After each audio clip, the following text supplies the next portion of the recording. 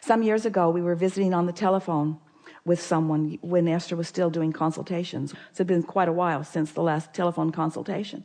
But this woman was talking a bit like you. She was discouraged and a little defiant. And so we realized that we were not going to make much headway in trying to turn her around on the issues that she was most troubled with. And so we encouraged her to pick some subjects that she didn't have any momentum going about, even though we were not in those days using the word momentum. She said, like what? We said, like blue glass and butterflies and feathers. Humph. It was just annoying to her that we weren't giving her something concrete that she would use, and we were talking about something as silly as that. And she left the conversation, and Esther never heard from her again and was not surprised. But now Esther and Jerry are moving into their day, and Jerry had not heard the conversation, and Esther had forgotten about it, because when it's happening, it's different for her than replaying it as you would replay it. And so they went about their day, and they got out of the car. They were in San Diego. They went to La Jolla. They got out of the car, and Esther felt a really strong impulse to go in a shop that Jerry had been in before and didn't want to go in. But Esther said, oh, come on, let's just go in here. Just come with me, just 5 minutes. And they went in and went to the very back of the shop, and there was a wall of blue glass. Now, blue glass was not appealing to Esther or Jerry. They didn't want any blue glass, but it was the most incredible display of blue glass from ceiling to floor in a very large room, all textures and consistency of glass, really remarkable. Esther didn't think anything about it, and Jerry didn't like it at all, and they left. And then they had lunch at George's, and after they finished having lunch, they walked down to the Cove, which is their favorite place on the planet to be, most beautiful place where the land meets the water. It's really a beautiful place. As they were walking across the lawn, a flurry of butterflies surrounded them and was so dense that they had to stop talking to not eat them. And Esther still did not make the association of the impression that we had set, the slight momentum that we'd established an hour or so ago. She still did not make the association. And now the butterflies passed, and now they're on their way out to the rocks where they're going to spend an hour or two.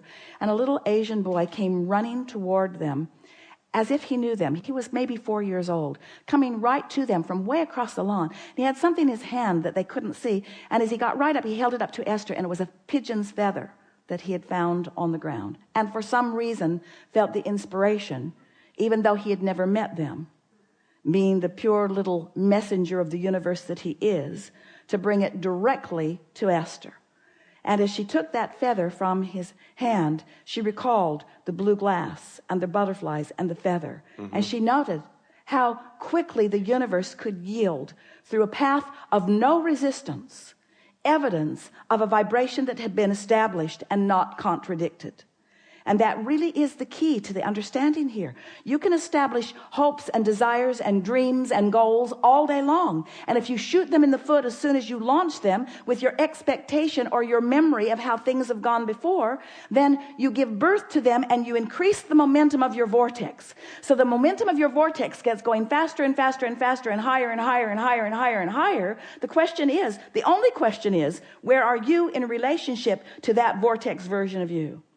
So today we say to you, pick a disc and practice it, and pick a disc and practice it, and pick a disc and practice it. And before you know it, the contents of your vortex that you have put into motion over lifetimes will empty itself into your experience in full realization and actualization and manifestation, in evidence not of anything other than your vibrational alignment with who you really are. Mm-hmm. You see, that's it. That's all we've got. That's all we've got. We can tell it to you in endless ways, and we can write 20 more books, and probably will, that all essentially say the same thing. We're surprised you're so patient that you keep coming. So a conversation like this, what it does, it causes you to practice higher vibrations.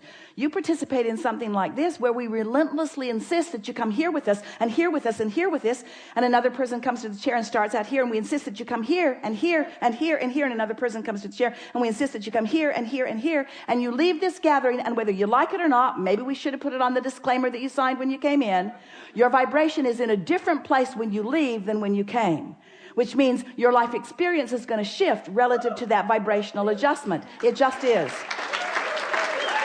And hopefully, during the conversation, you're now queued up to some realization of some of that shifting. And that really is the key. When you consciously acknowledge that I felt differently and this happened differently, not this happened differently and then I felt differently. I felt differently and this was the result of my shift in vibration. Then you're off and running, because you can control by selectively sifting, by making lists of positive aspects, by practicing thoughts that feel good, by not trying to stop momentum when it's negative, by just backing away from it, by being in the middle of a conversation with someone and you can see it's not going well and you say, you win, you win.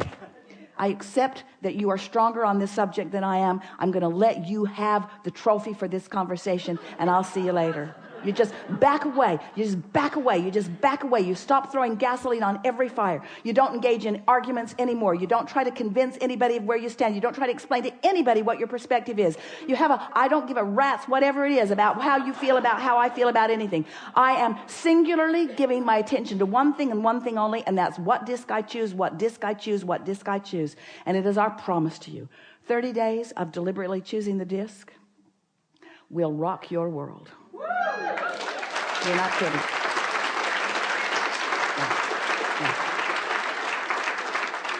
I found out about this workshop about a month ago, and I knew I was going to come, and I knew I was going to be here. Yeah, well, that's a really good place to start, isn't it? Really good place to start, and you were really a lot of trouble, and we are appreciating.